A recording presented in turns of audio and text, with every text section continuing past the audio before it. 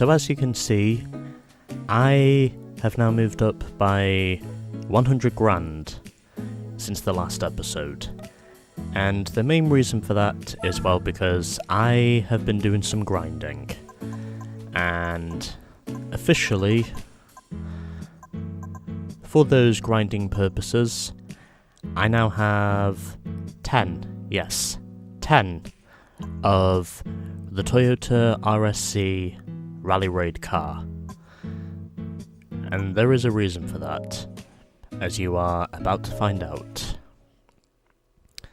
So, after thinking long and hard about what my choice is going to be for the next event, I have eventually decided that because this is one of my two most affordable choices, once I sell all those Toyotas,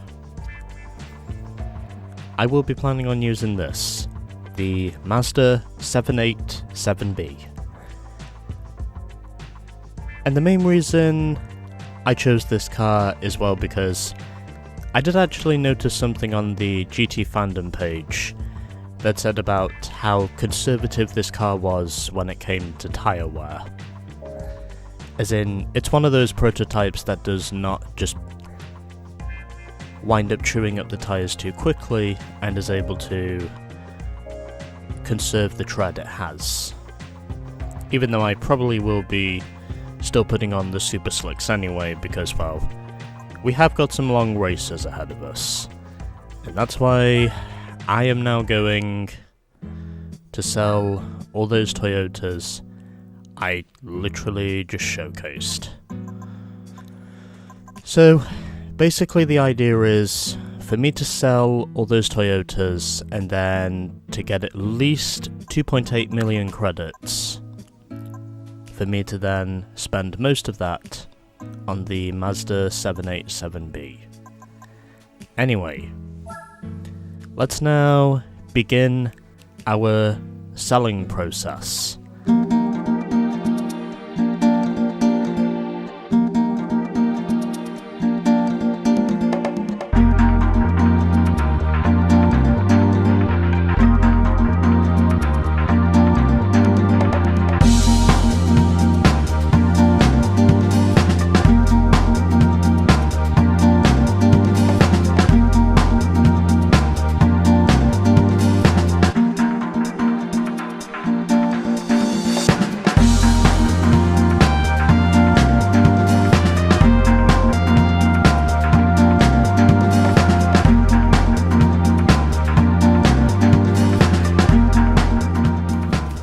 So we have now moved up by a pretty hefty margin in terms of the amount of money we now have. Also, yes, for the grinding purposes of the Easy Capri Rally, I did also choose to use my BMW M3 GTR, just so that could give you a clue over what game it is we'll be doing next, once I am finished here with our next event. So this is what we're going to use, the Mazda 787B.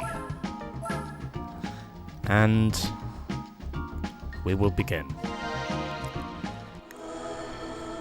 Basically, for our next event, it was a choice either between this or the Peugeot 905, and well, personally, I think it would just make more sense if I used the Mazda. Because, well, tyre longevity is going to be one of the key factors here. So, I don't believe we'll need a turbo. However, what I will get is racing super slicks and also the racing slicks. And hopefully that should be everything we need, as I have only had to spend 20 grand on this thing to get the tyres. A turbo kit I don't believe is required. We should be fine with this from what I know. And so, let's begin with real circuit tours. 8 races. I'm pretty sure this is the longest single race event in the game, as we are doing 6 laps of Suzuka Circuit, 8 laps of the Motegi Road Course, 15 laps of Tsukuba, 10 laps of Laguna Seca, 9 laps of Sonoma, 8 laps of Fuji 05, 3 laps of the Salt Circuit, and 2 laps of the Nürburgring North Loop. Okay, let's begin with Suzuka Circuit.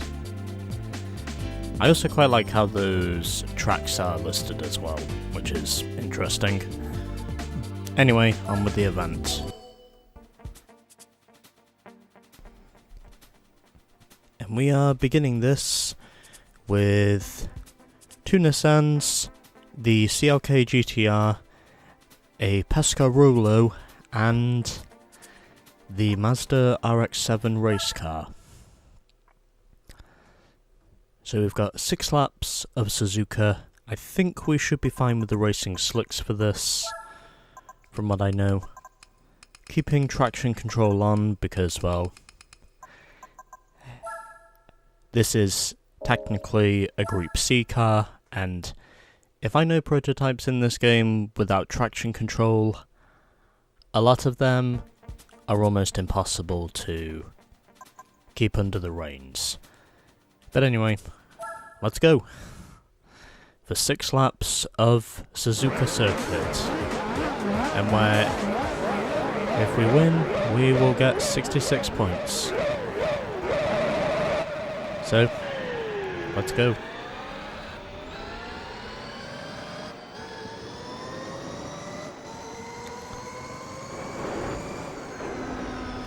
I figured if I chose the, and already the Mazda RX-7 is proving to be the field filler early on, but here's to hoping I have the grip to realistically get through this. As soon as the tyres get warmed up, of course. But I do believe there will be pit stops involved.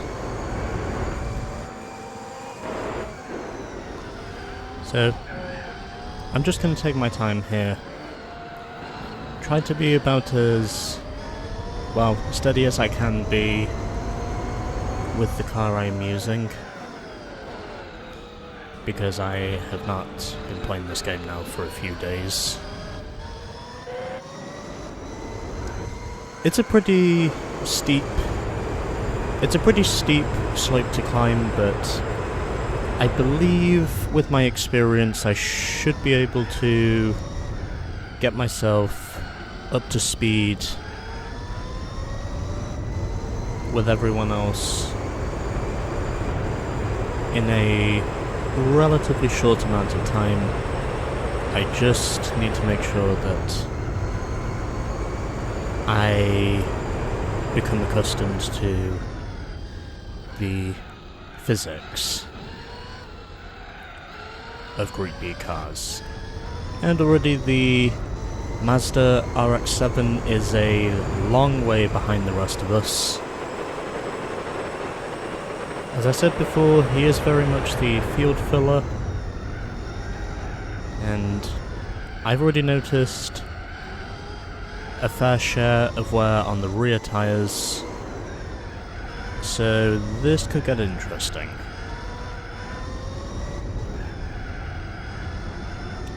But hopefully, in the long run at least, I should be fine.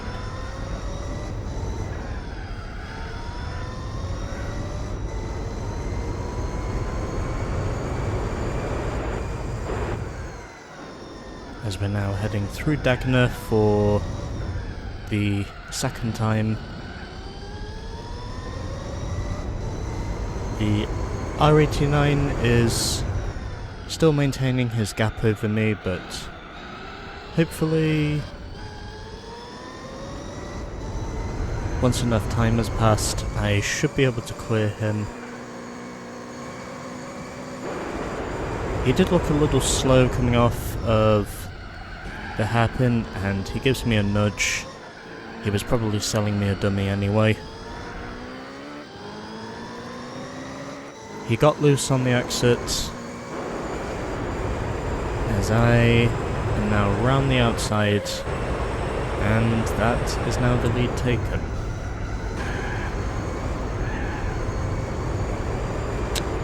And right now I think the R89 is being a bastard. Oh, there he goes.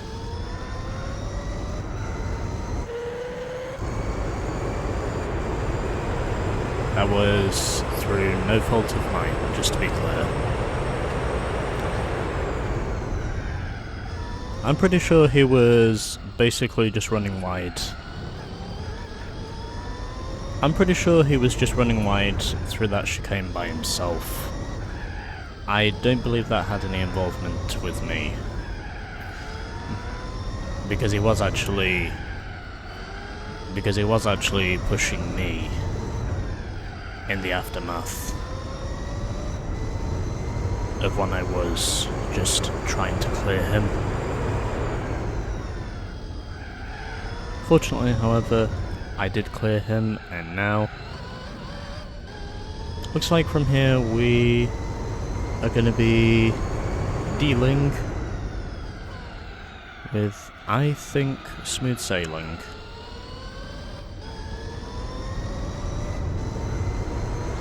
I think we should be okay from here on out, from what I know. And for that reason, I'm switching to the exterior view.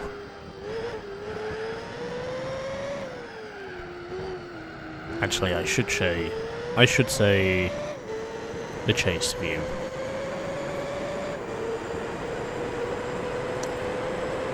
I honestly didn't think I was needing to push too hard with this thing. Only to really make sure that my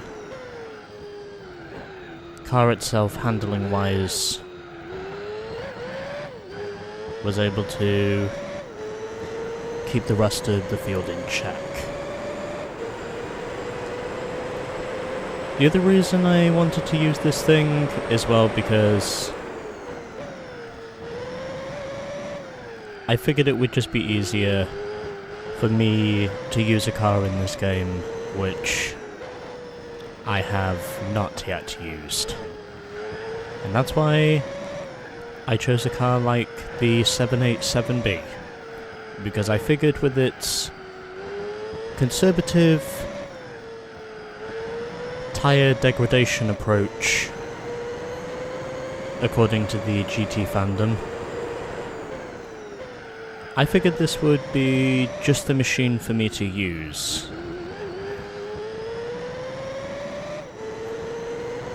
Also, fun story about this thing is that I actually noticed this car was also in the GT All-Stars that I did. Basically, this was basically one of those cars that, well,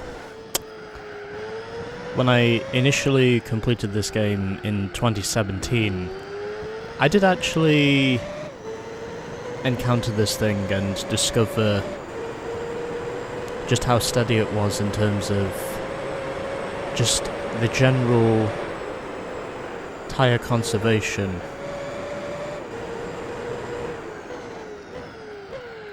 And for that reason alone, I could honestly tell that this thing definitely had something to prove when it came down to showing if it was able to get to the end without any pit stops. And believe it or not, I think, and now the R89 is in, as is the R92, and also the CLK GTR, so pretty much half the field in this race has now pitted. But I am able to keep a hold of my lead ahead of the PlayStation Pescarolo, and hopefully I can manage to successfully maintain my lead. Providing he is still going to be behind me, of course, without pitting. But, then again, the other reason I chose this car as well, because it's surprisingly fun to drive. As in, the car itself is actually quite stable, even though I am racing this thing on super slicks. But, well, not super slicks. Racing slicks. I've actually noticed that this car is surprisingly fun to drive once you really get enough mileage under your belt. So, one lap to go here at Suzuka Circuit, as we now head through turn 1 for the first time, and I am slowly pulling away from the Pescarolo C60 as I am heading through the snake section. I'm now heading through Dunlop for the final time, and now down the road into Dagna 1 and Dagna 2. And it looks as though I'm continuing to just march away from the Pescarolo. It must have the stronger tyre conservation of all of us. And I would say, by extreme event standards, he's actually not too far behind me. He is managing to keep a steady gap to me, at least, which I think is noteworthy. So down the back stretch and into 130R for the final time, running a little bit wide there on the exit, as we now head through Casio Triangle for the final time, and now through what I like to call Amusement Park Corner, and there we go, easy win. And 66 points are mine over the PlayStation, Pescarolo, and the R89. And there is the rest of the field. Huh. I must have found a few seconds on that last lap. That's cool. Anyways, 15 grand for winning. So, I believe the maximum we can get from this event is... Yeah, that's right. 120,000. Okay, on to race 2.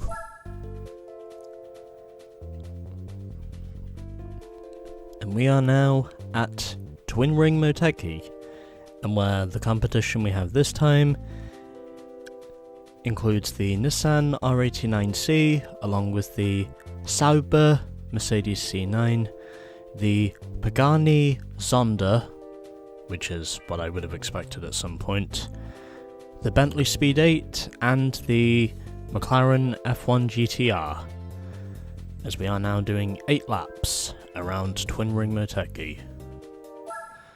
Let's see if our tyre conservation strategy can pay off again like it did before. Although this technically will be a longer race, so we might not be so fortunate. But I do believe it's possible because, well, I did notice the tyre conservation approach in the first race at least. It actually paid off.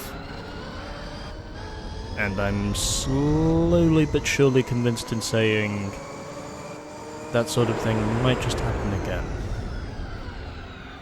So, yeah.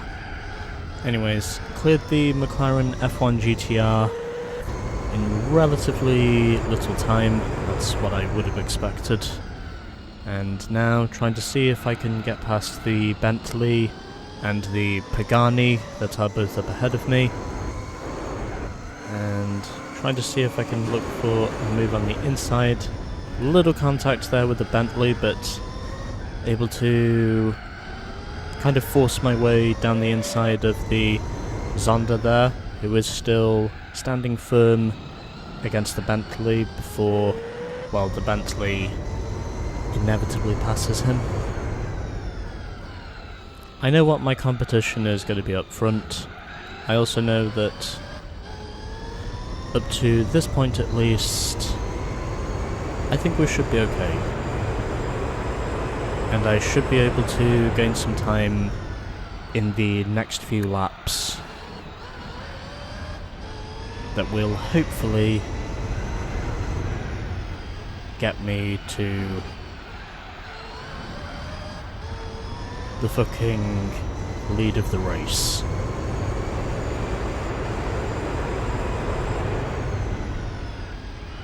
A little early there on the brakes, but that's okay. I am more or less learning about this car as I go further and further along. And making sure that I get my corner entries right, hopefully without flinching on the throttle. And it looks like I am slowly closing in, as the gap is now just under 4 seconds. So I think that goes to show that I am gaining time. Hopefully I can manage to continue that trend. Also, something else I should mention is, because we are so close to reaching 50%, we do actually get another prototype from reaching the 50% mark of this game. I just figured that would be something that should be mentioned. Gap is now 2 seconds, so looks like I'm almost certainly going to catch up to the leaders on the next lap, because I seem to be gaining at least a second per lap, or 1.5 seconds per lap at the very least. It's obvious to say that I definitely have a good car here. Probably a little deep there into turn 1, but able to at least keep my car stable. And not going to get caught out by the draft of the Nissan in front of me.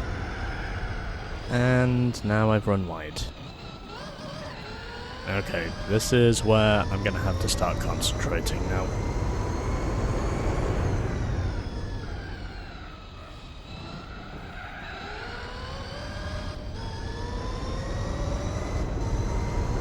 I want to make sure I don't lose sight of the leaders.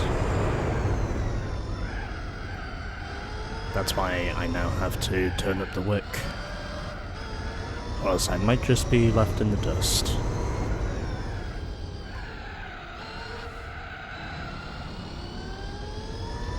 Okay. Although, if there is one thing I know about the leaders, it's that I know they're probably going to pit before the end of this race anyway, since we have got 8 laps to run around here. And right now the C9 is pulling away from me, so am I surprised about it? No. But I am convinced in saying I can catch back up. I hope. But I will have to wait and see if the Merc pits. Okay, this is where I'm gonna have to start pushing it if I want to catch him. Because it's obvious to me now that I'm definitely dealing with a different type of beast compared to what I had at the previous race.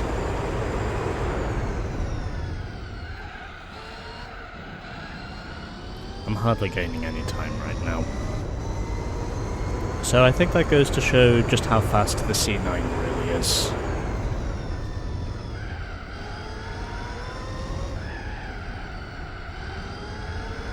Ironically, one Group C monster to another Group C monster. Okay, well, I did gain some time through that cornering section, so maybe I can catch up to him. If I make sure to use my tyres wisely. But anyway, 4.2 seconds, that's now the gap, as I now cleared the R89. And now it's just between me and the Mercedes. And the Mercedes is in the pits. Well, I think that explains why he was just so fast. Because he quite literally burned up his tyres. Can I say I'm surprised about that? Not really.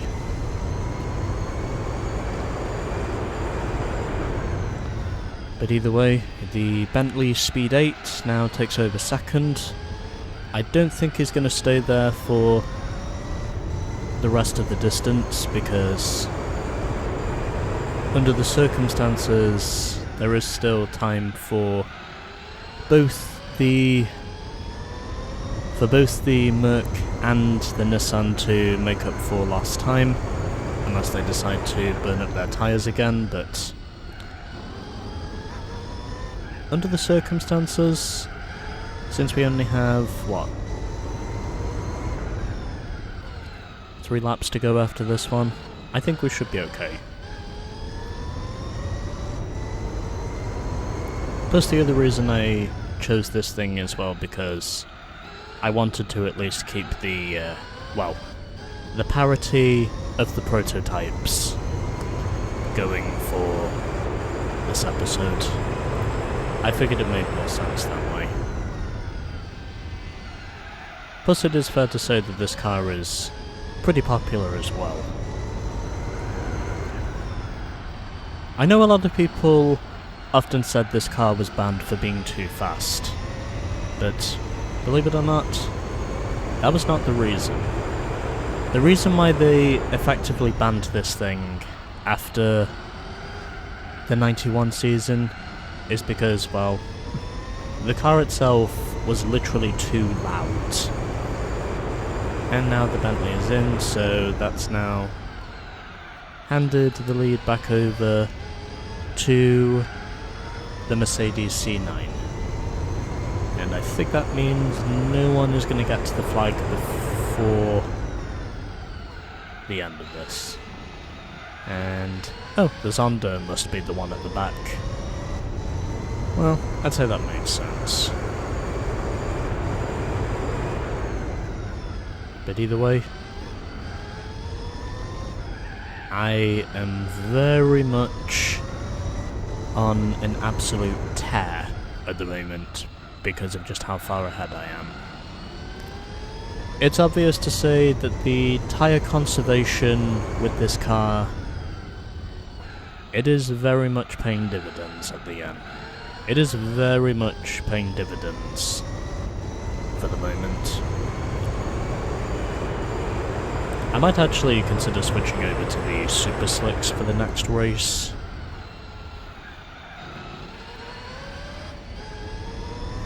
But either way, this race is very much strung out now.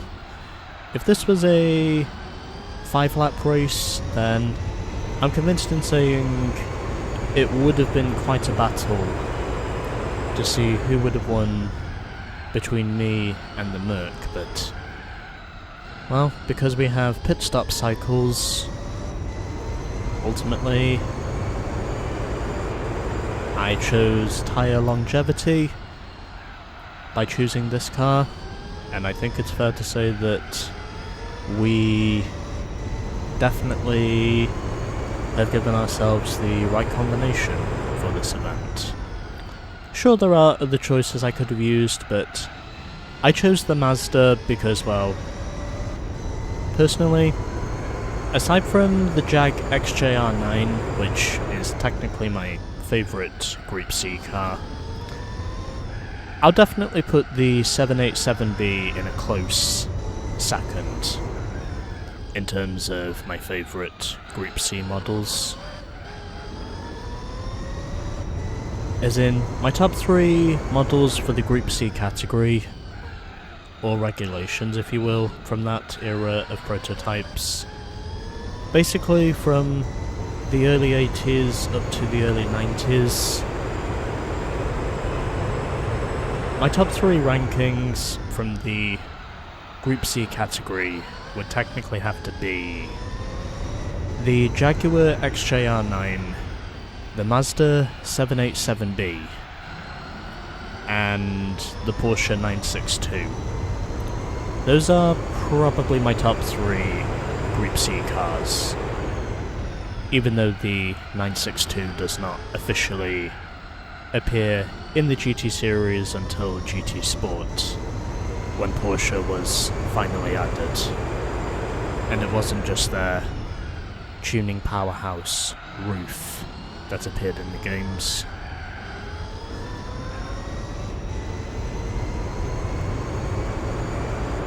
Even though the Porsche 962 was technically added in an update. But either way, yeah, that's more or less what my rankings for the, basically the top 3 Group C cars would be for me.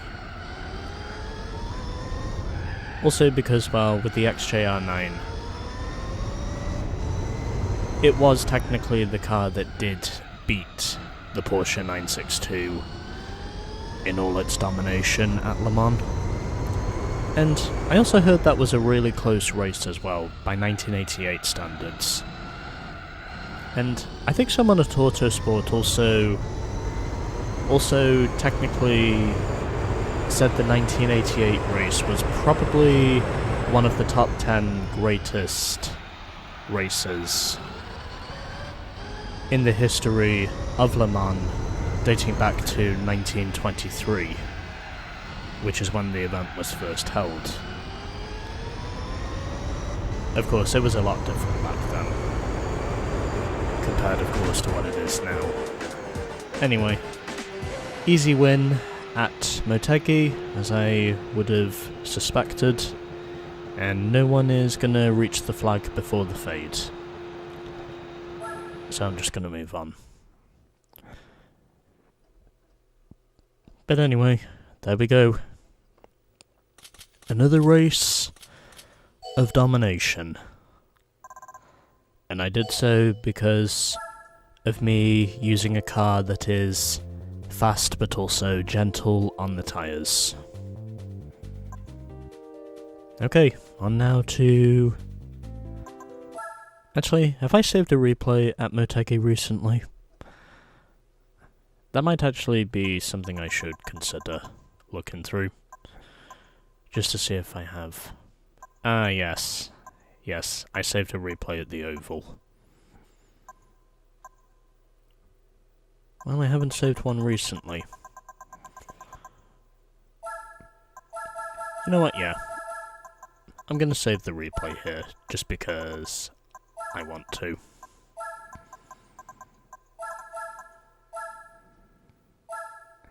I just want to do this. Because I haven't saved a replay at Motegi for a while. Okay, now we move on to Race 3.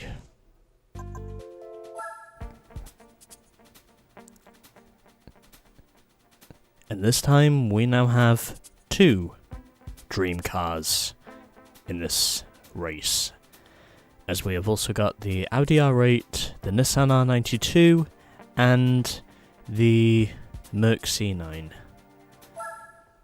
15 laps around Tsukuba, and 57 points. Yeah, I think we should be Gucci here, from what I can see. Plus, since we have 2 dream cars here, I don't think we're going to have too many problems here. from what I can see,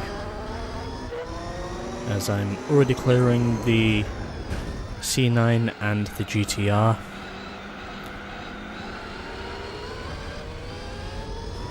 And oh, yep, I get forced into a moment of oversteer there by the GT. I don't think it was intentional.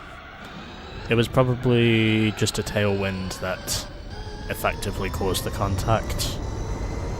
It's just one of those racing deals, it's fine. I did manage to save the car as well, which is something else you have to do around a circuit configuration like this. It's quite enclosed, but you also have to more or less show that you can basically keep your car in good nick at the same time. And that's kind of what I'm doing here, as I am slowly but surely closing in on the two leaders. It's not going to take too long for me to get past them, from what I can see. I think we should be able to do 15 laps around this place on this set of boots, because, as I said before, the 787B is quite conservative on the tyres. Plus, if there is one thing I know that's inevitable, it's knowing that the AI will pit. And then once they do pit, that is when I will almost certainly go on to quite literally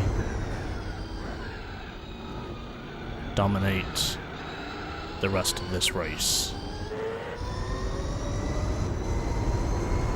And now trying to see if I can clear the Audi R8, and I get forced to the outside by the tailwind, but that's okay.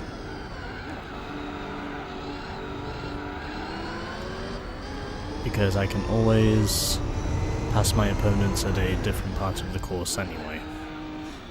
Not quite able to pass the Audi just yet, but I am continually looking for spots where my car is faster,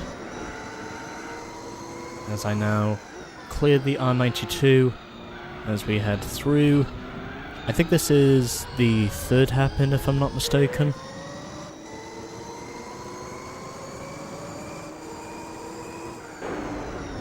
And on the brakes a little earlier this time.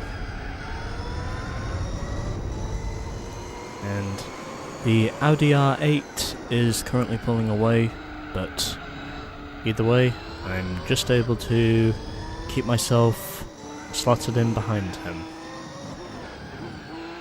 Just trying to see if I can look for a maneuver, especially since my tyres are now well and truly warmed up. I think if there is going to be any races where tyre wear might be a concern, it would probably be this one, but from what I can see so far at least, the 787B has not failed me. And I think it's fair to say this is where I will now make a hat-trick of wins. Once I manage to clear the Audi, whether it either be through a pit stop or simply through pure pace. Either way, I know the AI will inevitably pit at some point before the end of this race.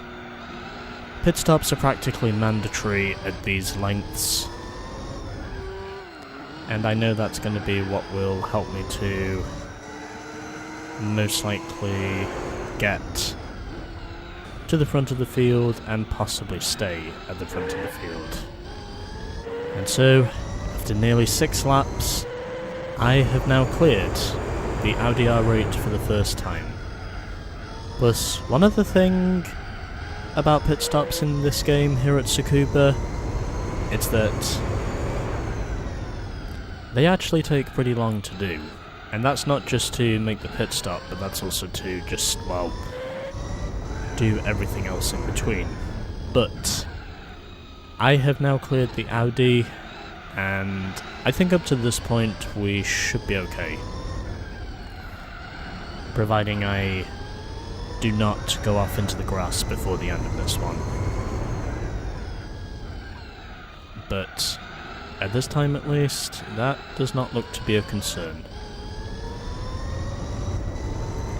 But yeah, altogether, I would easily say this car is definitely worth purchasing if you want to use it for this event or for the GT World Championship.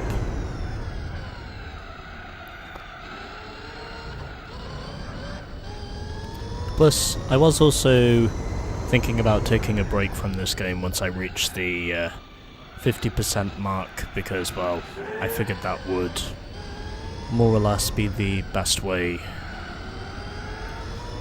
for me to more or less, well, take this in strides. As the GT now pits, and not really pulling away from the Audi at the moment, but I'm going to assume he must be pitting sooner rather than later. It wouldn't surprise me. But doesn't matter if he does or doesn't pit, I will still find a way to win either way. And this race is not over by any means just yet. Won't be over until pit stops happen. But at this time at least, we're actually keeping this one pretty close. Although then again, Suzuka probably wasn't too bad in that department either. But then again, since we were only running 6 laps around Suzuka, that was probably the main reason why the race itself turned out to be pretty close in the end. But I just have to wait and see how long it is before pit stops start happening, and now the Group C cars are officially in the pits. As I have a 1 second lead over the Audi R8, I think it's only going to be a matter of time before the R8 himself is in the pits. But I think it's fair to say the conservative tyre wear is proving to be the benefactor here at Tsukuba, as it was at the 2 previous races.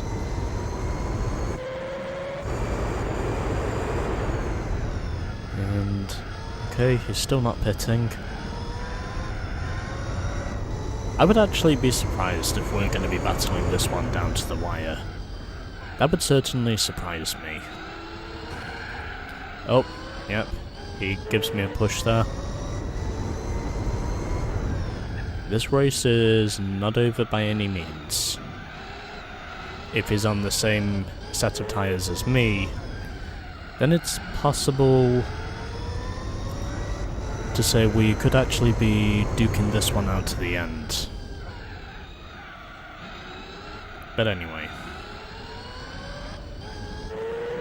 we continue to lead, as we have now almost completed 11 of 15 laps, and now the Audi is in the pits. So that is now going to give me pretty much smooth sailing from here to the flag. And because pit stops here at Tsukuba take a relatively long time to fully get through, I'm convinced in saying we should be okay with this.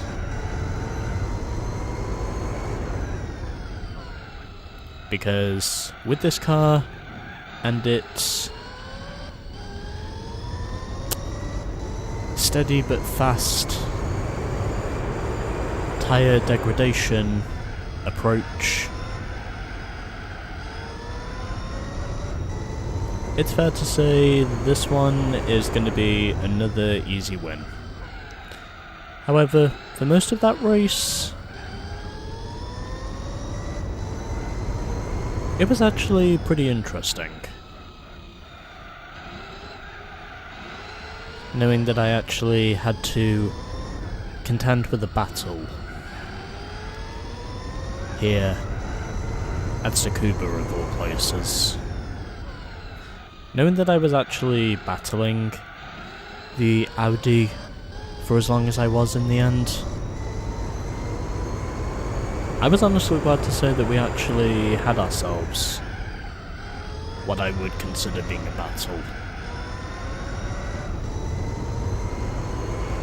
So, 13 laps down, and still 2 to go. So, 29 seconds is now the gap. And so, we will now continue our slow but steady moving forwards. And now the GTR concept is in the pits, so I think that pretty much means everyone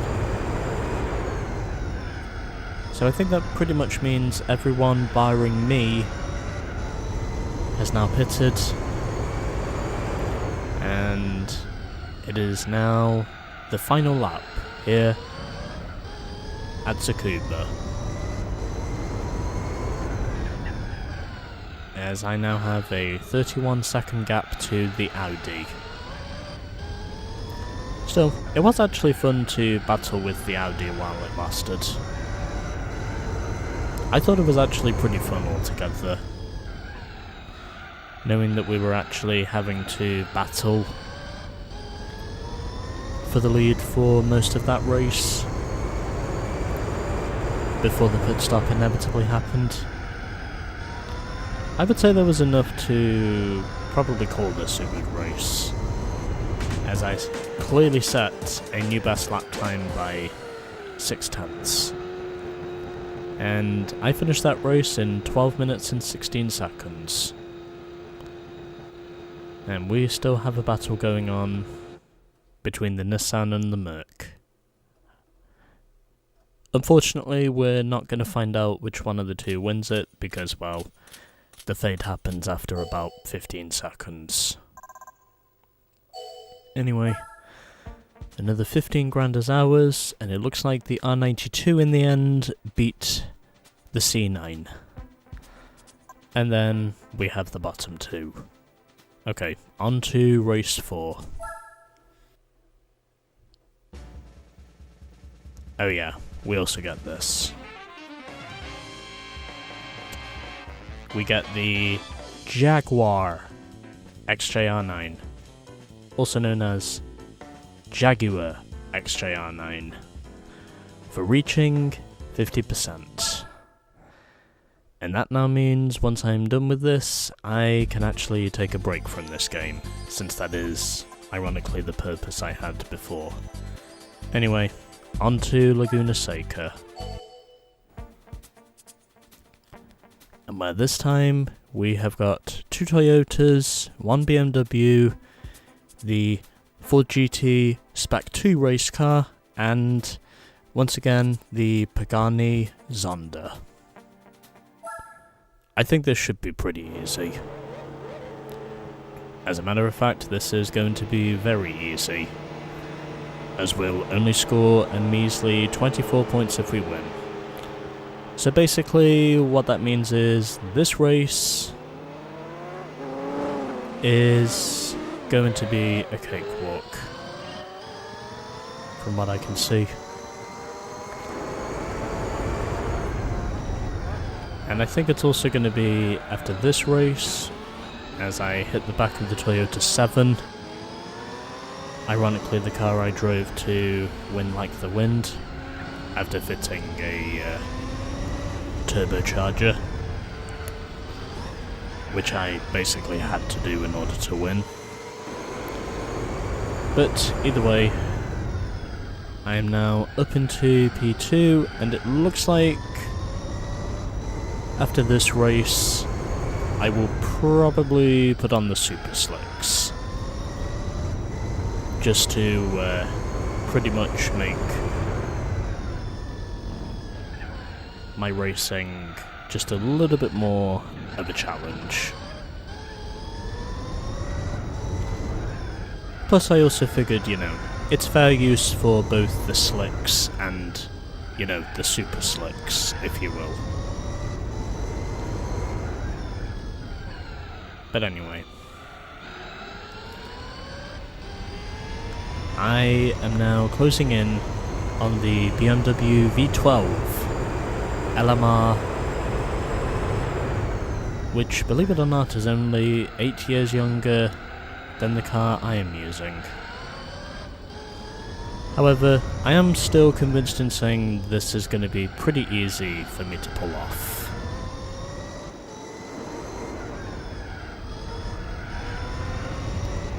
As soon as we get down to it.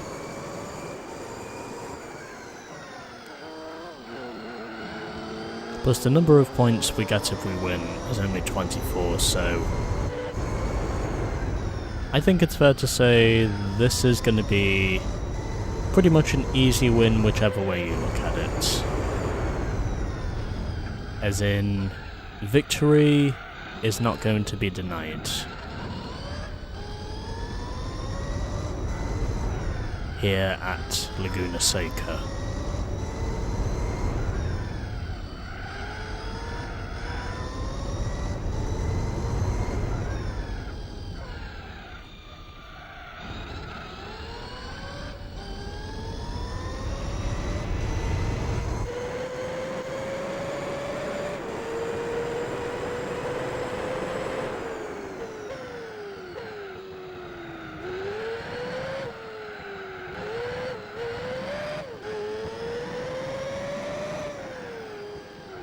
So,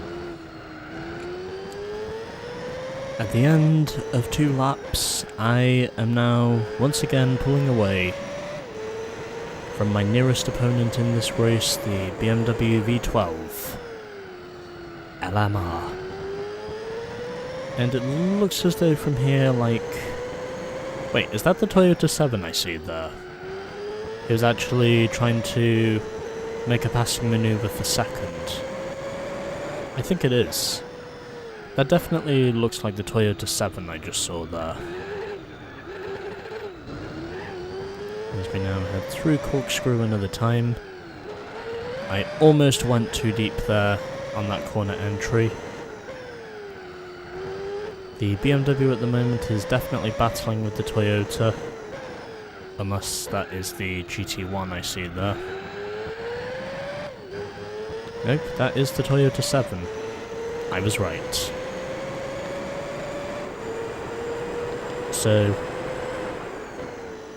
3 laps down, and it looks like the Toyota 7 with his superior acceleration has now taken over P2. Still, it is a pity to say that the Toyota 7 never actually managed to materialise the way it should have done. I have a feeling it's one of those cars that definitely could have achieved a lot more than what it actually did. But then again, because the car itself was technically ahead of its time, and there weren't that many safety features, that was partly the reason over why the car itself never did manage to achieve as much success as I honestly believe it should have done. And since the Toyota is now closing in on me, I think it's a good time to switch back to the, well, the hood view, if you will. Or, in other words, the roof cam. Because I think it's fair to say that Toyota is fast. Especially since he is only a second behind me. This could get pretty spicy.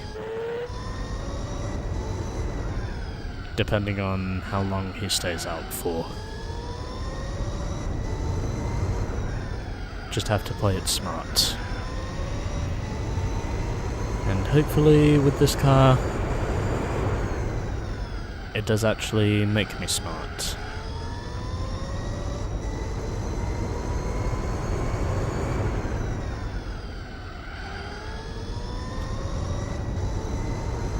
as the gap is now 1.7 seconds. I would assume the Toyota is close to me at the moment because he has the grip. I had a moment of oversteer there on the exit of Corkscrew. He is now right behind me. He is definitely breathing down my neck, but I think I should be okay with this. Just as long as I can hold on.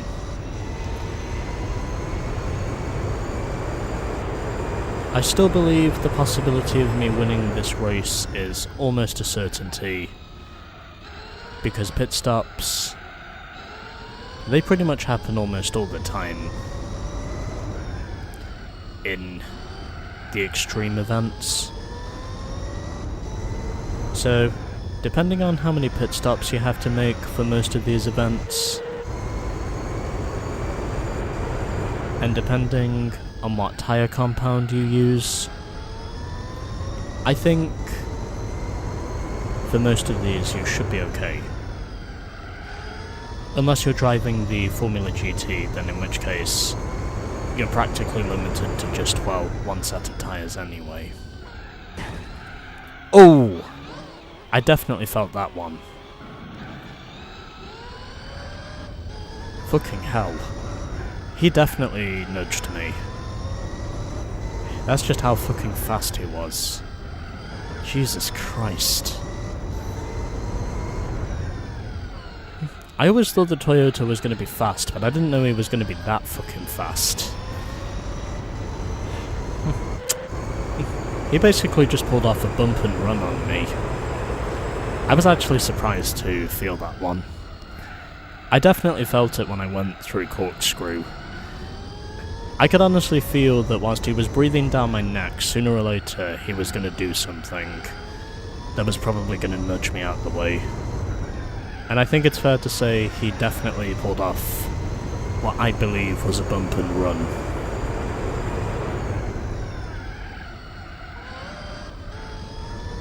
So, yeah, this is where I'm going to have to start battling him until he pits.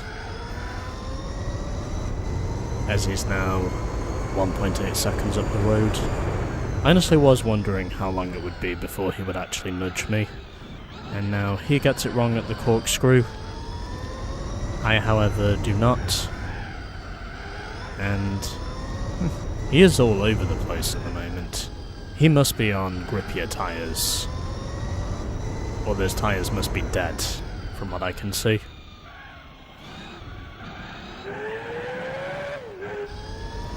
But anyway, in spite of the mistakes he makes, he still manages to stay close to me. As I am now officially putting the Ford GT one lap down. And now the Toyota is in the pits. The Toyota GT1 I refer to now. And 1.7 seconds is now once again the gap. Still, I tell you man, if that Toyota 7 does manage to stay out for the rest of this race, there's no question in saying that this race will probably be the best of the 4 races which I have run so far, if he manages to stay close to me for this race in its entirety. I would honestly be willing to consider this to be a good race. And now I am about to put the Pagani one lap down. I managed to clear him relatively quickly. And now, I think that should give me just a little bit of breathing space between myself and the Toyota. Still, we're definitely having what I would consider to be a ding-dong battle up to this point.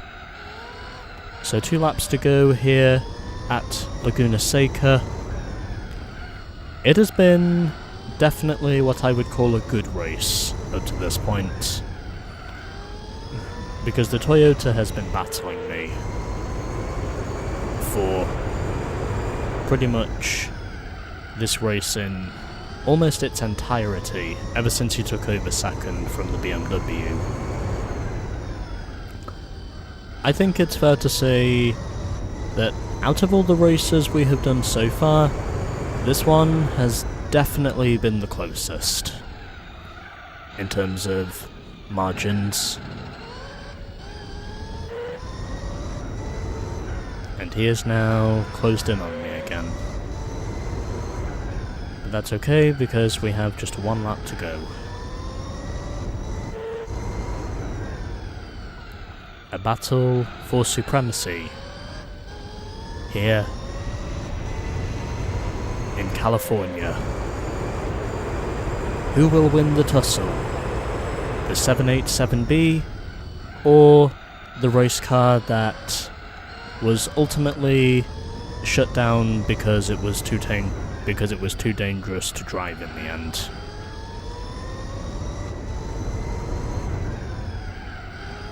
.6 seconds.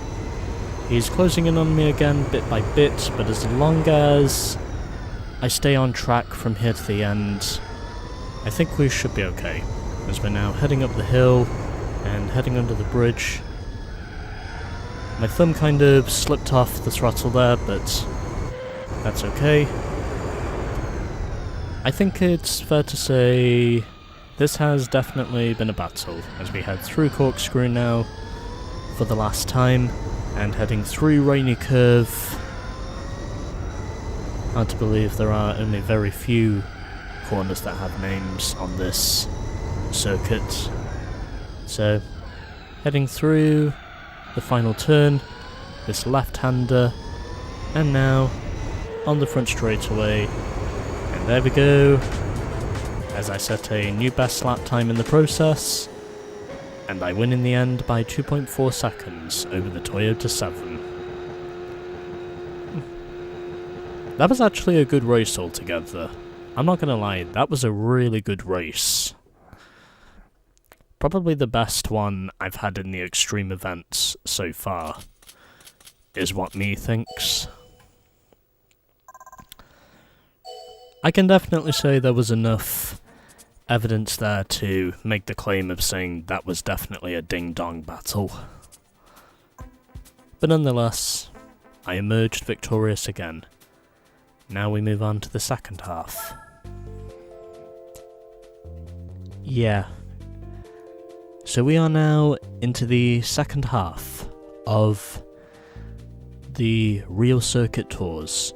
And by this time we have got another Mazda 787B, along with a Nissan R89, an Audi R8, a Toyota GT1, and a Mercedes C9. And I believe this is the first time that we have officially all prototypes, and not any dream cars in this one, so yeah, this is going to be very interesting to see who comes out on top. Especially since I am now no longer the only Mazda 787B for this one. So, gonna have to clear the murk pretty quickly and get myself to the front in a relatively short space of time. This could actually be the most competitive race yet, is what me thinks. But then again, Laguna Seca, in spite of its low point scoring in terms of A-spec points, I think last time around it was definitely close enough for it to be considered. I think probably the best race I have seen in this event altogether so far. And just like that, I immediately move up to the front with basically no questions asked.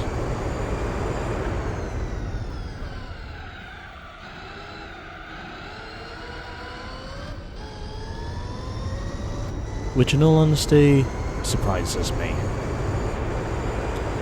But either way, there we go.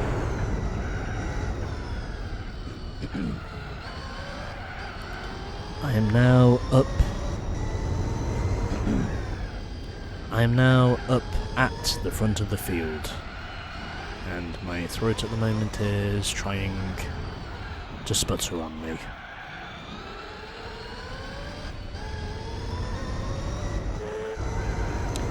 And I think this is where we are going to encounter what will be an actually competitive race.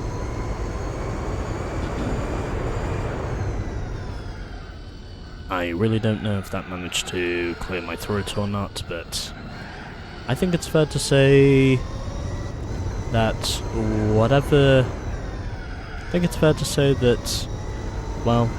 whatever misfire my throat might have had, I think it's now gone. And all that took me was probably half a lap to get the throat cleared and just back in gear again.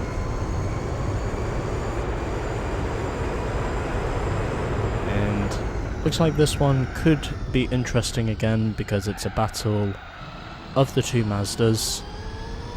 Laguna Seca was unexpectedly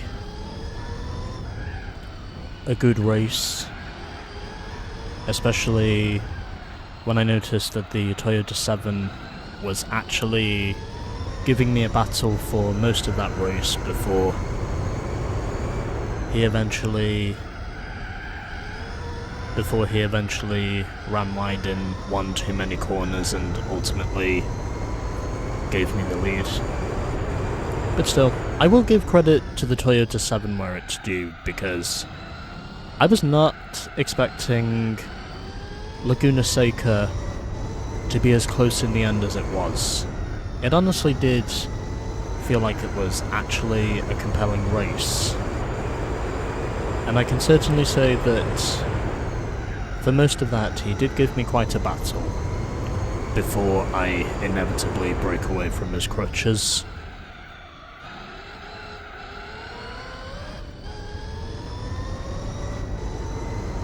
So 3 laps down here at Sonoma Raceway. And it looks as though from here, like, we are slowly but surely just chipping away from our fellow Mazda 787B. Which at this time, I'm okay with, because it means I can more or less afford to be conservative from here up to the end of the race.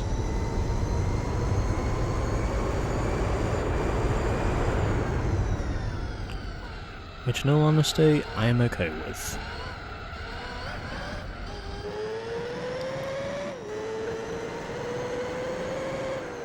You don't necessarily have to go full send if you know you've got the lead and you can basically just, well, afford to be conservative. That's more or less what the strategy is with me. Just making sure that I basically keep my car on the track and also just, well, slowly but surely chip away from the rest of the field. Which is pretty much what I am doing now, and I have gone too deep.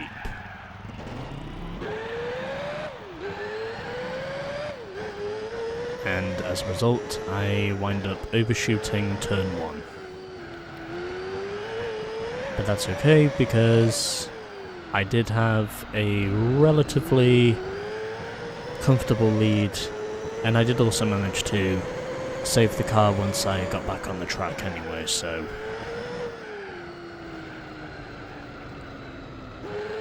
providing I don't do that again, I think we should be okay.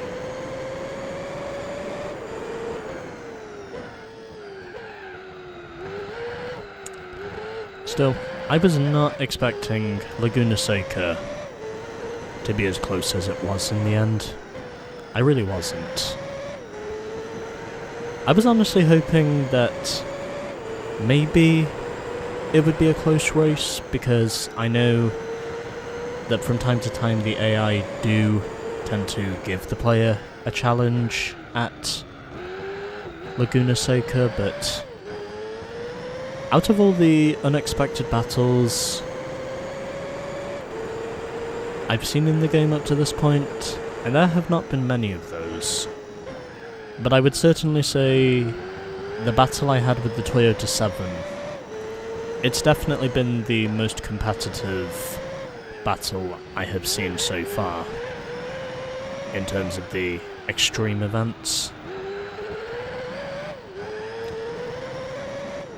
So I can definitely point out Laguna Seca as being the closest, because I really did have to battle in order to win that race. And that's what I think just made it feel so good. So, yeah.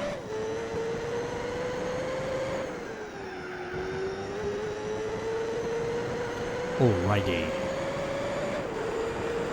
So once again, just slowly chipping away and running wide. But that's okay, because I am still chipping away, and now the 787B is in the pits, so that has now given me the race lead by default. So with just 3 laps to go now, we are very much looking like we have just torn ourselves away from the grasp of the master. I think it's now the Audi R8 that takes over second. Yeah, it is. 16.6 seconds is the gap now, as the Audi R8 now takes over second place.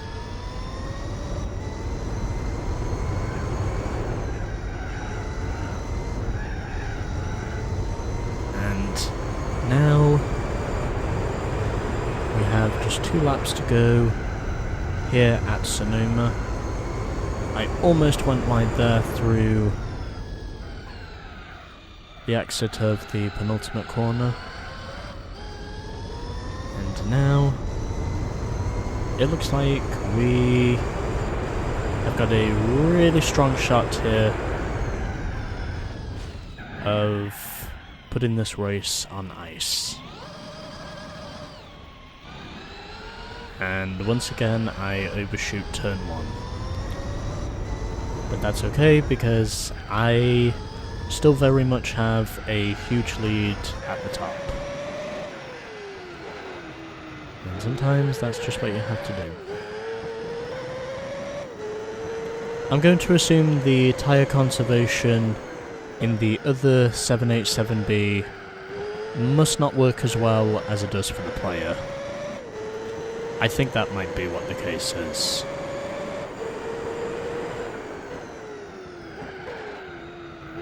But at this time at least, it looks like we should be fine. Most of these races up to this point have been pretty clear-cut in terms of their domination. So I think this one will more or less be the same. So now heading towards the final lap here at Sonoma, as I head under the Autolite bridge, and now I have a 33.5 second lead over the 787B.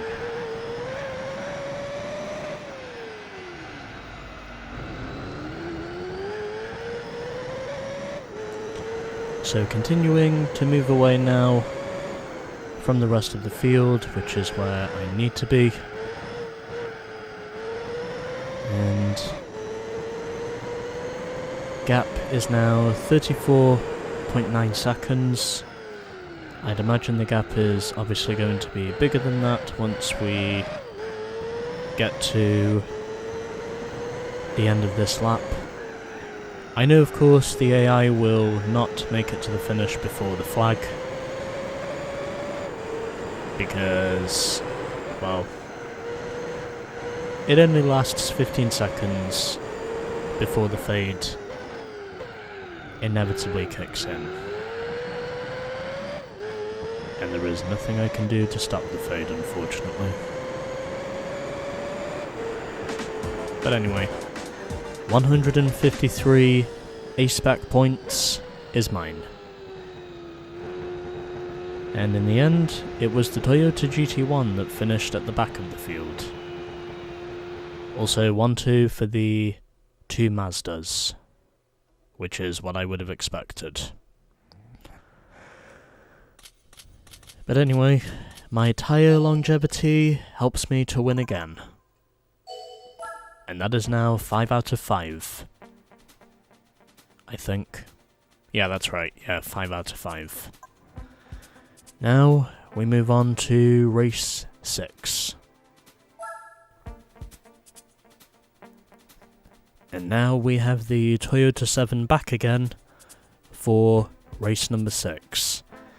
And aside from that, we also have the Pagani Zonda, the Toyota 88CV, along with the Bentley Speed 8 and the PlayStation Pescarolo C60.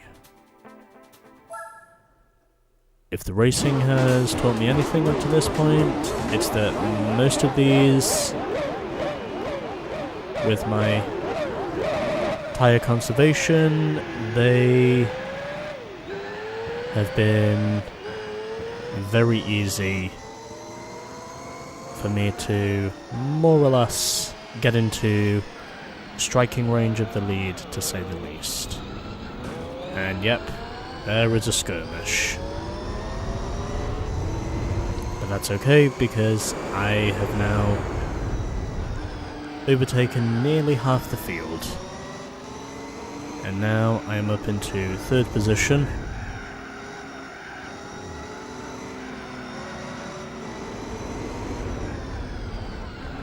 And so I get forced to the inside, not really anything I could do there. The Bentley was clearly pushing me to the inside, but either way, I am now up at the front of the field, and it's only going to be a matter of time before everyone else catches wind of it.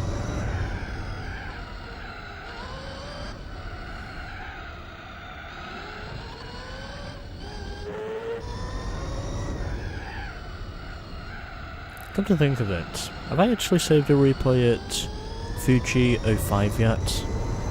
I don't know if I have or haven't. But either way, this is definitely the revamped layout from what I can see.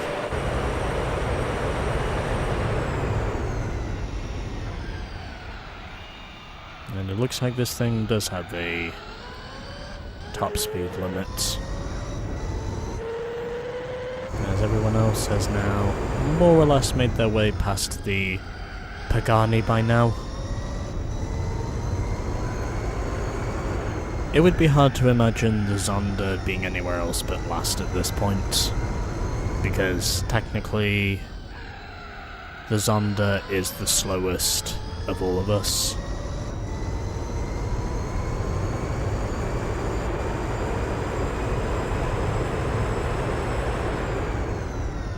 But either way, it looks like top speed is not going to be too much of an issue here. Unless the Toyota 7 has superior speed to me. But somehow, I don't think that's going to be the case. Because I do very much look like being very much the king of the real circuit tours at this point. And I also know speed is not really going to matter here.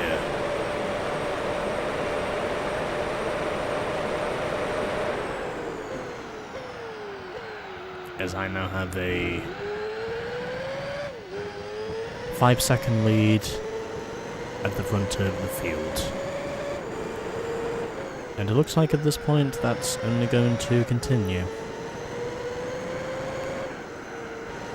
So,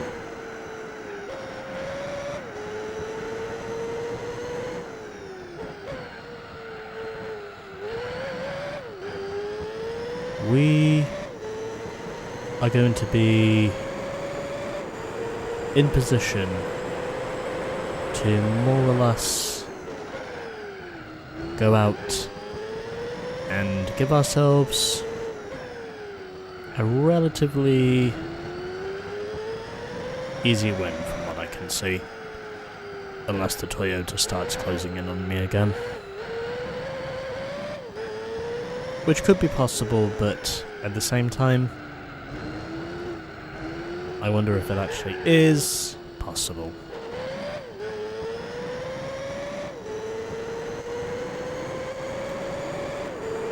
I know it's not really worth it to push my car at this point, and in spite of me attempting to not set a new best lap time, I somehow wind up setting a new best lap time anyway.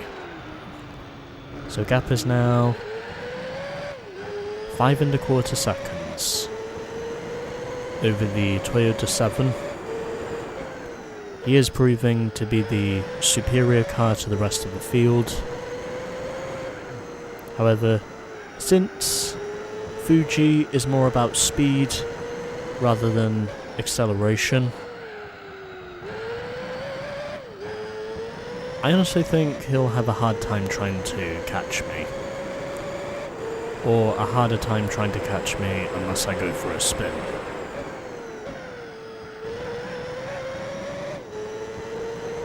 But either way, I know my way around the revamped Fuji Speedway as well as anyone else.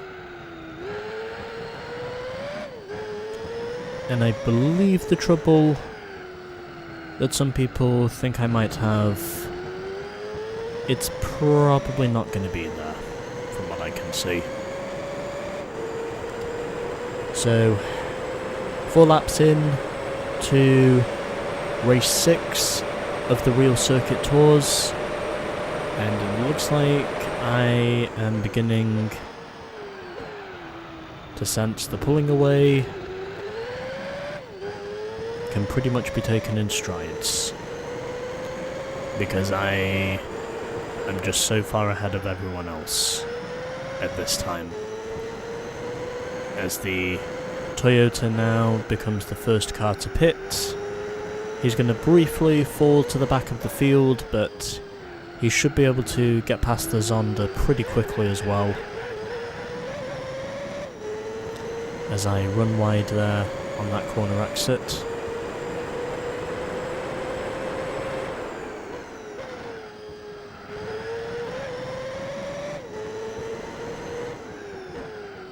And now, it looks like we are going to be in position to potentially take over the lead. Well, actually, continue to maintain the lead, as it looks as though no one is really eating into my gap, and I, as I said before, I'm slowly but surely chipping away. As the gap is now 6 seconds.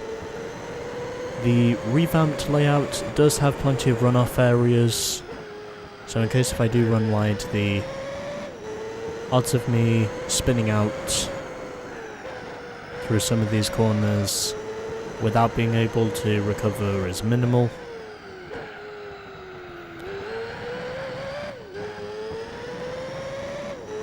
So, I think at this point, we are very much on our way to what should be yet another easy win. providing I don't spin between now and the end of this race.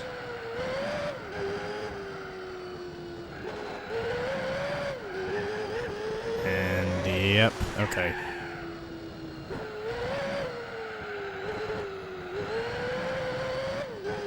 Well, I haven't spun yet, so that's one thing. I've gone wide a few times, but I haven't spun, and that's probably the important thing.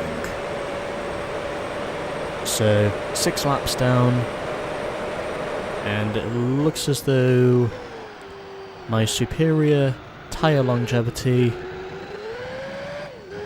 is very much going to be the kicker here at Fuji.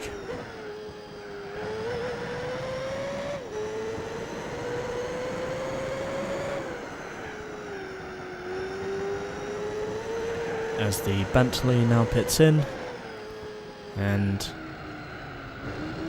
providing there aren't any more pit stops left to come, I would say we are very much on our way to potentially pulling off what could be the end of the pit stop cycles.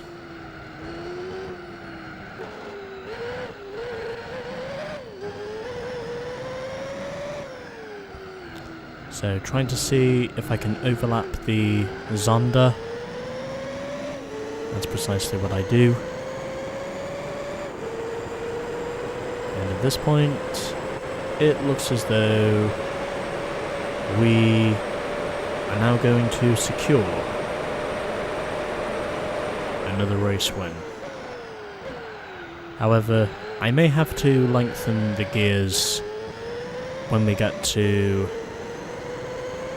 Le Mans, because I have a feeling that my speed overall is not going to cut it for the long straights of Le Mans from what I can see. I will need to give this car some extra speed.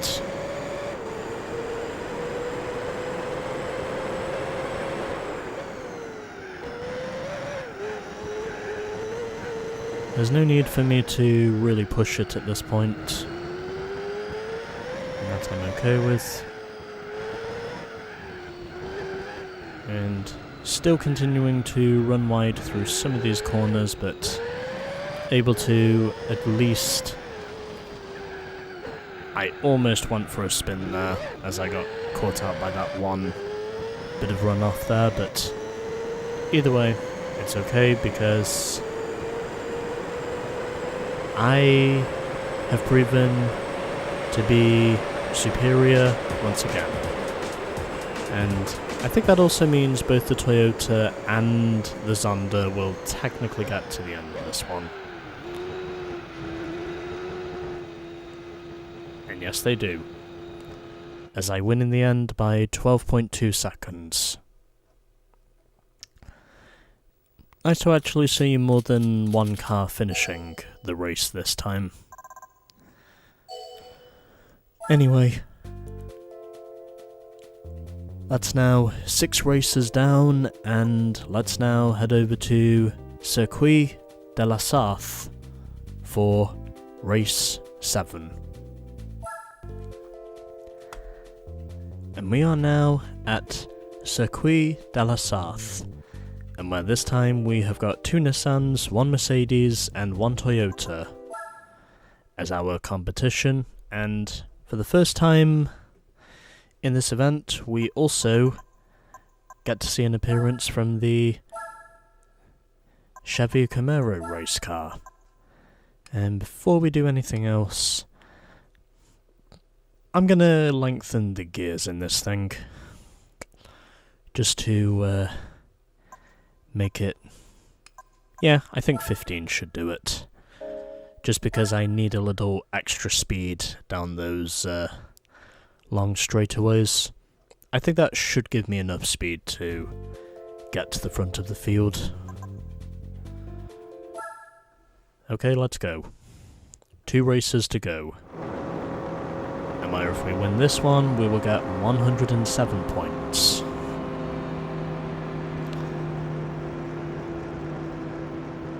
I don't really think the Toyota 7 would have been very effective in this race because, well, this is technically a course based on speed.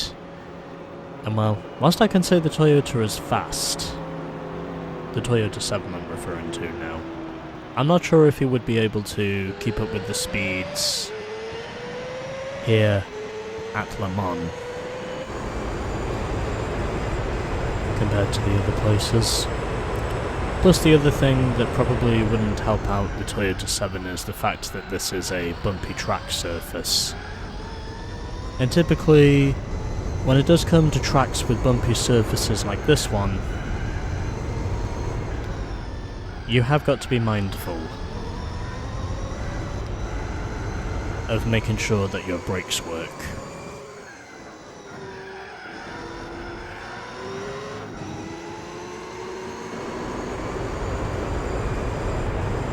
Basically, it puts a lot of strain on the engine, but it also puts plenty of strain on the... But I've also come to establish that it puts plenty of strain on the friggin' brakes as well.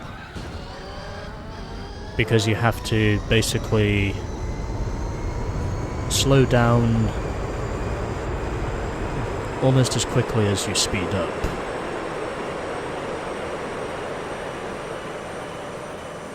And that's kind of what I'm proving here. As it looks like my superior top speed has now very much... And yep, I probably braked too early there. Oh! Yep, okay. I'm convinced in saying that might have been intentional, that second one. I was definitely bullied on both those bumps.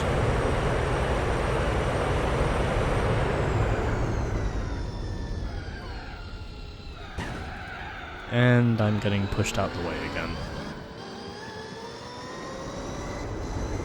As in basically that R92 is more or less saying to me, move it bitch, get out the way. However, he's not gonna keep me behind him for very long.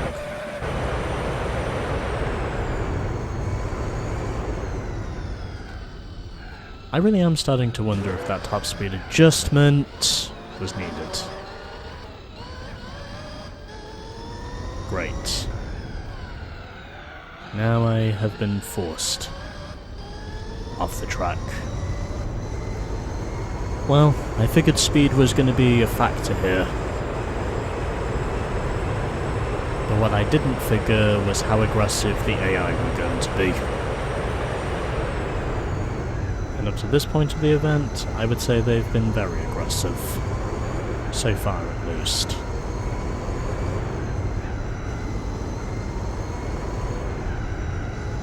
I probably could have risked it with the top speed adjustment if I really wanted to. Or just stuck with the default top speed I had. And I probably still would have won. But either way. The important thing is we have just one race to go after this one.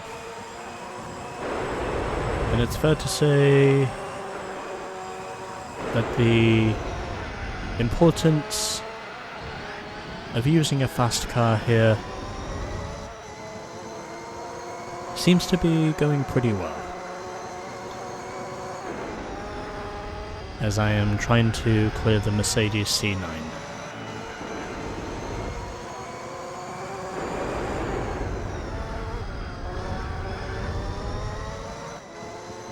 But so far so good.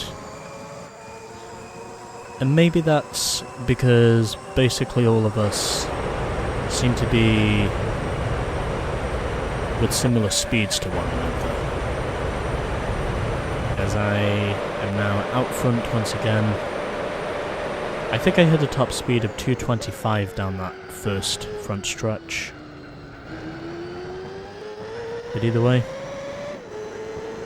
it looks like our battle is very much set to continue. Since I would very much imagine this is probably going to be a battle. I guess it goes to show acceleration does matter.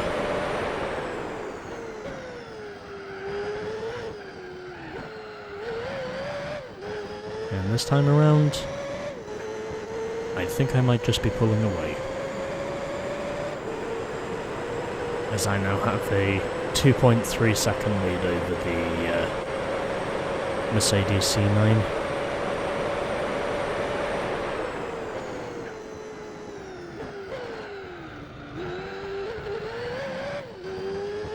But anyway, we continue moving forwards, as I now have a 3.2 second lead. So I think that's fair to say my tyre longevity with this car is very much doing the talking here, from what I can see.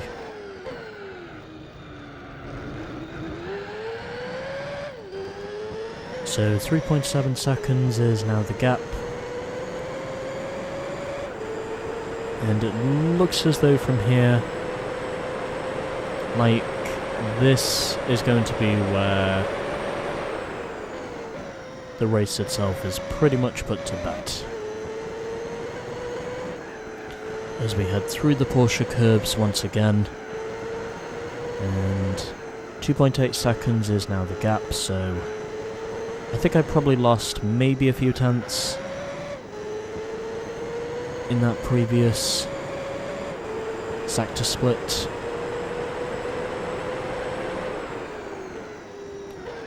But I think we seem to be doing okay for now.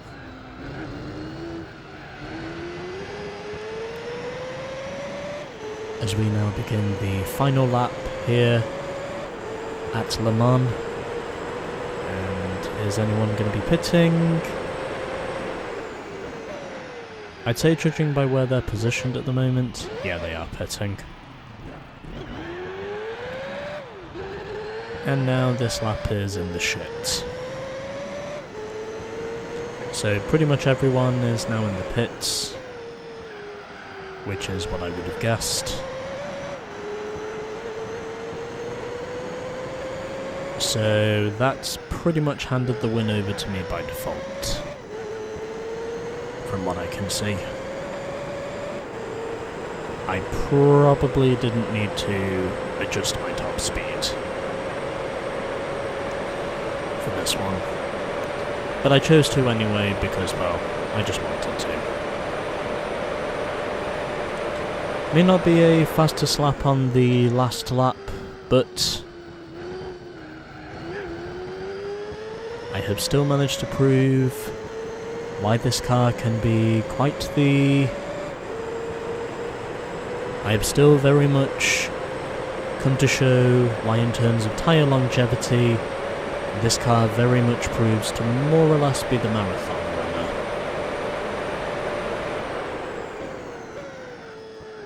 Which at this time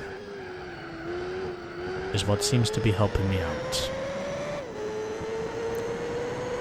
So,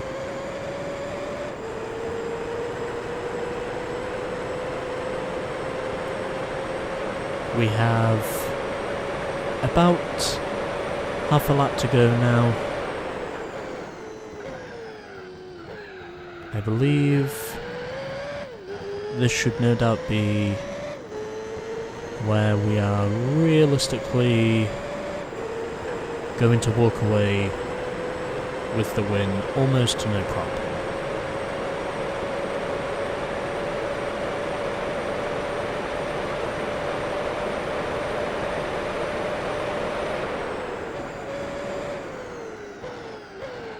So heading through Indianapolis corner for the third and final time, And now heading through Arnage. And so we have just a few corners to go as we head through Maison Blanche for the final time. And once again through the Porsche curbs.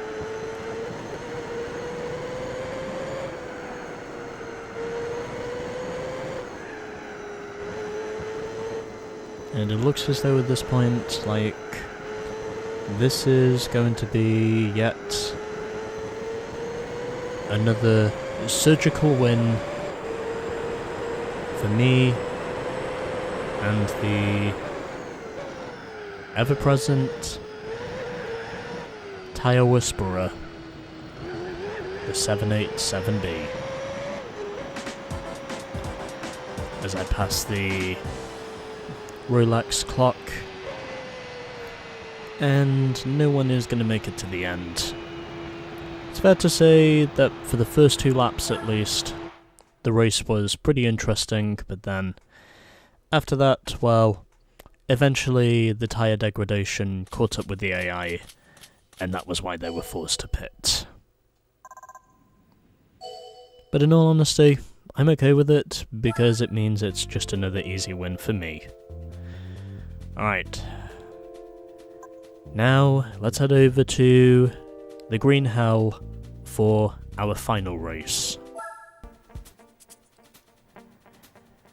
And so for the final race of the Real Circuit Tours, we have got the Mazda RX-7 race car, the Ford GT race car, the Audi R8, the Nissan R89C, and the BMW V12. And before we do anything else, tyre wear is not going to be an issue here, so I'm going to go back to my default transmission settings.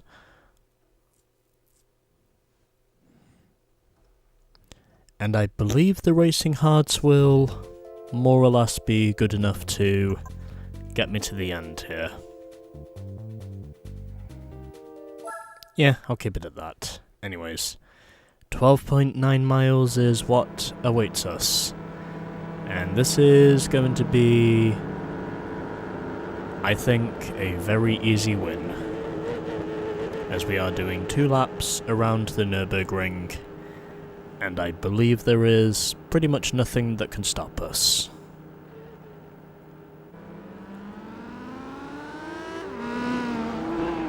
So, let's begin.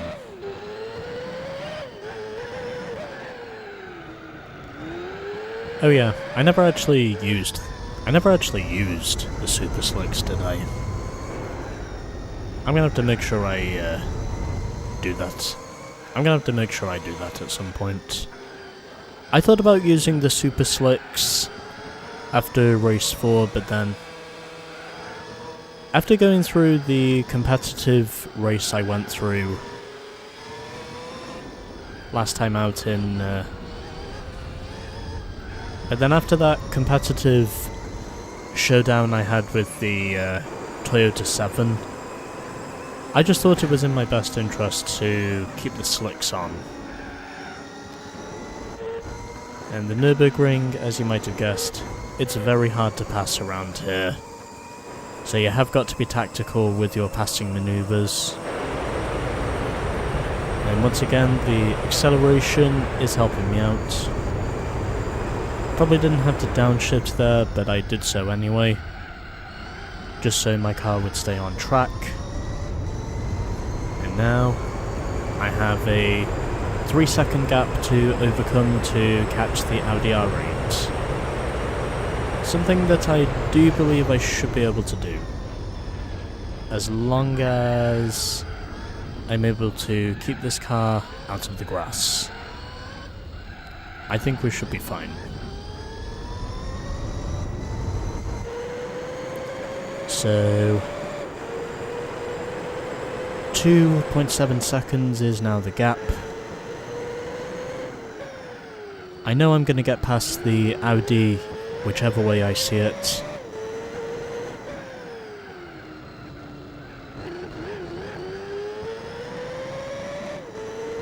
And if you were paying attention at the start of the segment, you probably would have noticed, of course, that I used 8 different cars during my grinding run to eventually get this car. I figured, well, because I wanted to more or less have fun with the grind whilst I was at it, that was partly the reason why I chose to... Oh, bollocks. Bollocks, bollocks, okay. That was partly the reason why I chose to make the grinding run look more interesting by using a total of 8 different cars. And as you probably also noticed, of course, one of those cars I used was the M3 GTR. And I did say that would be a clue towards what my next playthrough was going to be. Care to explain it in the comments if you want, if you're still watching by this point. I know most of you probably aren't, but if you're still watching me by this point, then, well, you know, just comment down below and pretty much debate amongst yourselves over what game is going to be next. And please be respectful whilst you do it.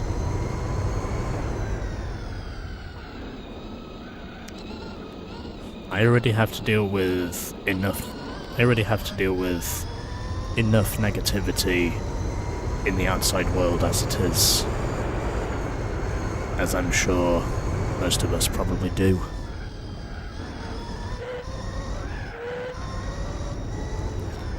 So yeah, comment down below, but please be respectful.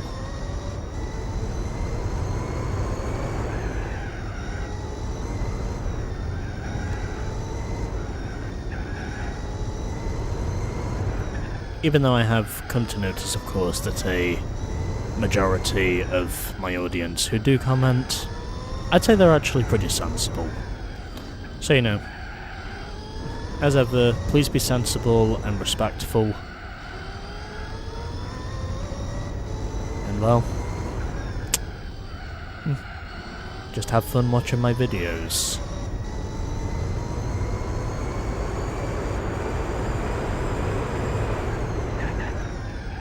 And if you do feel like you like my stuff, then, well, feel free to leave a like, or if you're feeling really generous, then I would appreciate a sub, if that is in any way possible.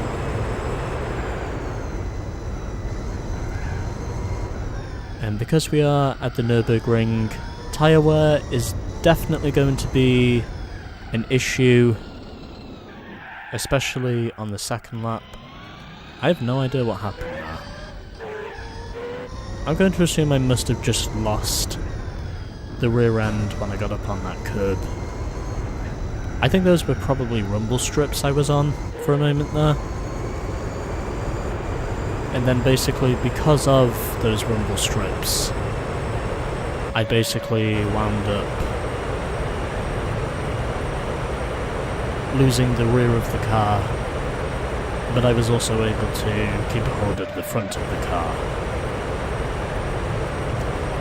I honestly couldn't tell you what the cause of that was, but either way, probably doesn't matter because, well, I know the speed doesn't really matter, and this time I save it, as the gap is now 5.8 seconds. And it took me 6 minutes and 15 seconds to complete lap 1. As I now have a 6.6 second lead. And already we have got some pit stops.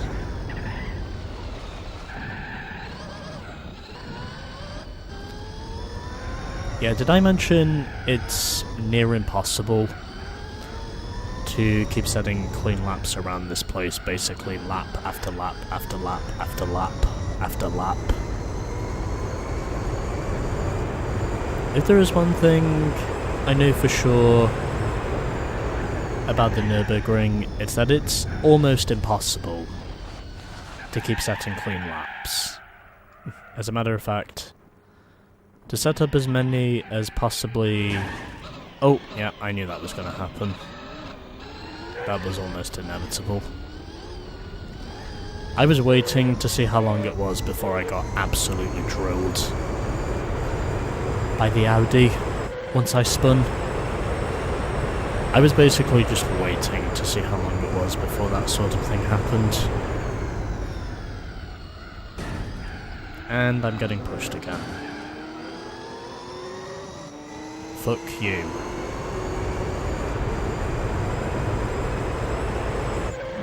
Yeah, that's right, suck my dick. You are not muscling me out the way. Regardless of how fast you are. I will not lose this race.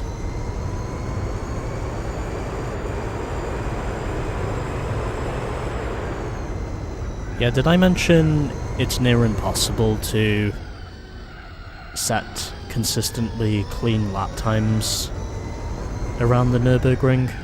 That's basically just the way it is. There is a reason, and I know I've said this before, and I will say it again, but there is a damn good reason why they call this place the Green Hell. And it's not just because it's so easy to screw yourself in one or two of these corners and potentially die because of it. It's also because you're just having to deal with what's essentially public roads that are also, in most areas, very bumpy. And it is fair to say that there are plenty of people who have come to the Nürburgring, and because of how notorious this place is when it comes to accidents, and basically with people either... and basically just with people almost meeting their demise here, it's fair to say that this place, it can definitely do all sorts to you. And it is fair to say that the Nürburgring has definitely claimed many lives over the years. Because that's just how fast this place is.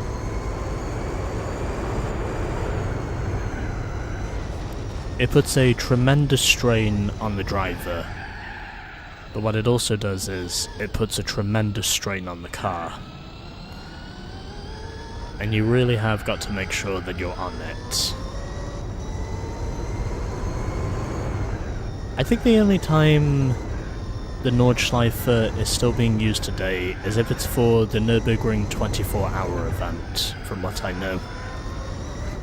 There are very few racing events these days that actually do come to Nürburgring Nordschleife, and that's only if it's for endurance races, which from time to time it can be used for that. And I have now got a huge lead up front. So I think it's obvious to say that tyre wear has once again played the premier factor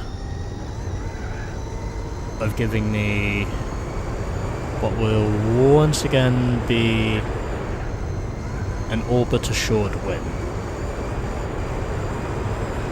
Because I am just so far ahead of everyone else, regardless of how many times I wreck myself. I just simply have the fresher tyres, and it's because I have the fresher tyres that the racing is now super easy for me.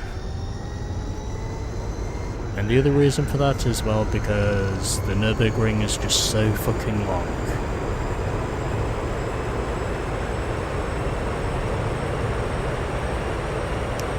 I am definitely ready for a break, as I have now reached the 2-hour mark. the end of this one. I really do hope this is where it ends. I definitely made more mistakes on the second lap than I did on the first lap. But once again, tyre longevity has got me to the checkered flag first. And this time the R89 takes over second. So I think it's fair to say tyre wear has definitely taken its toll on both the Audi and the BMW. As it took me 12.5 minutes to finish that race. But there we go. 2 hours later, and we have now beaten Real Circuit Tours. So there's your finishing order as the Mazda RX-7 finished ahead of the Ford GT. In the LM class, for which there were only 2 of them in this race. But yeah, very easy win. Now let's get our prize car. Well, our second one. And that is the official pace car. The Nissan Gran Turismo Skyline GTR pace car. Nice. Very nice.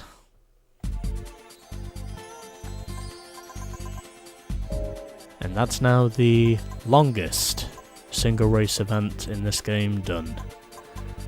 And next up, I think we'll probably do the 1,000 miles tournament. Most likely. However, that won't be coming for a while, because I want to play a few other games before then. So 50.9% is where we're now at, and we have now used a total of 76 cars. That's also if you include the grinding runs I went through as well. And here they are. So first and foremost, for reaching 50%, we get another Jag, as we get the same XJR9 that beat the Porsche 962 at the 24 Hours of Le Mans in 1988, in what was a real battle between the two manufacturers, and where Jaguar eventually emerged the winners. Was definitely Group C racing at its peak. And in terms of the valuation, yeah, there's no way I'm selling this thing. And here's the other car we get. The official pace car of this game, which we can sell for 31,000, but because it's the pace car, there's no way in hell I'm going to do that.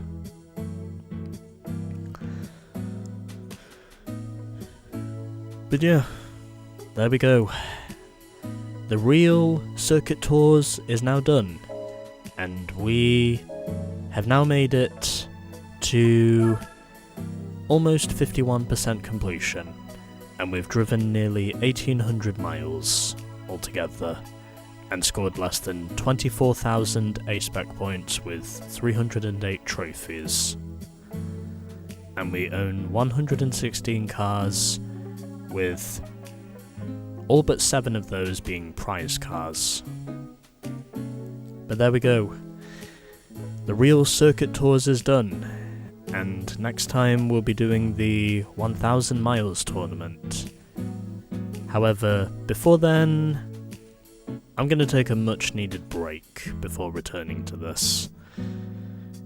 I do have other games planned, but I'm definitely ready for a break from this game, since I've now reached the 50% mark.